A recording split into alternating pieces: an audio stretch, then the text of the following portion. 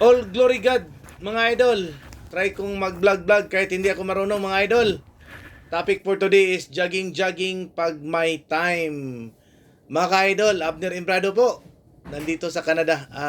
This day po, try kong i-share sa inyo yung buhay ko dito sa Canada.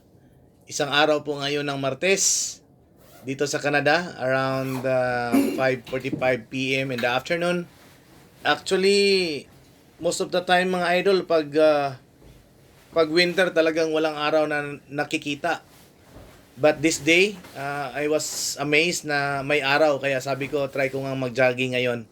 Kasi I usually do the jogging every time na may panahon just to enhance my yung health mo.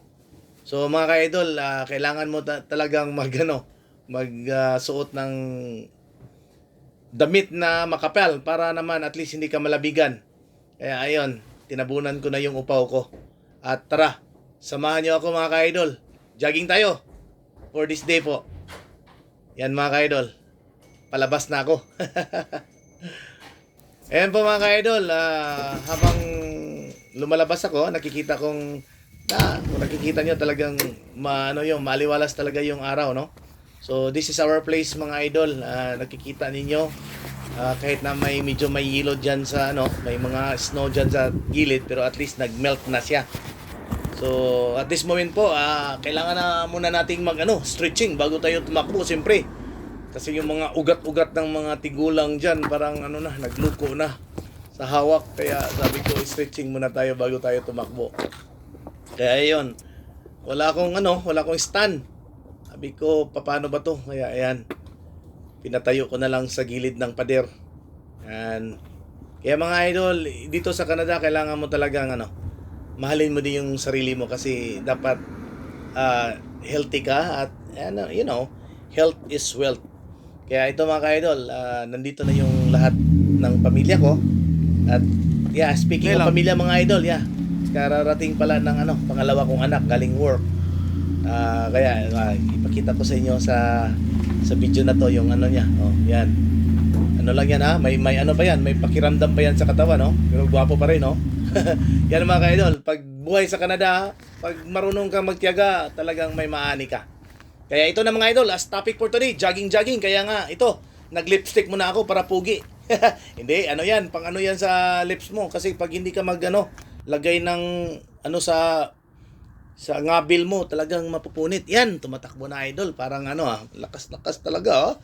At hindi naman kasi puting-puti yung snow. Kaya dapat mo talagang bilisan ang takbo para maging mainit yung katawan mo para hindi ka mabugnawan, hindi ka panuhuton. Kaya yan mga idol, para naman lang. Hindi naman tayo masyado namang mahina sa katawan. Kaya yan, may tayo, sit-up ng konti. Meron tayong pulap-pulap ng konti. At least, laban lang. Kasi plano ko sa susunod na mga vlog, gusto kong ipakita din sa inyo yung nagiging buhay ko sa Canada. Try ko lang talagang mag-vlog. Alam ko may mga kaibigan ako dyan na mga nakikinig at nanonood din. Hindi naman tayo ganun kagaling. At least, I try na mag-vlog. Kaya ayan, naisipan ko talagang i-post ko na to ngayong araw na to. Kaya yun na si Idol, papauwi, patakbo-takbo. parang pagod na pagod talaga yan, galing sa jogging, galing sa isang -4 na araw, -4 na panahon. Kaya ayan mga ka-idol, kararating ko lang. Tapos ayan, na ko talaga yung jogging ko for this day. So once again mga ka-idol, maraming salamat sa pagpapanood niyo at hope you like and subscribe my channel. Ingat po kayong lahat at God bless everyone. Bye-bye po.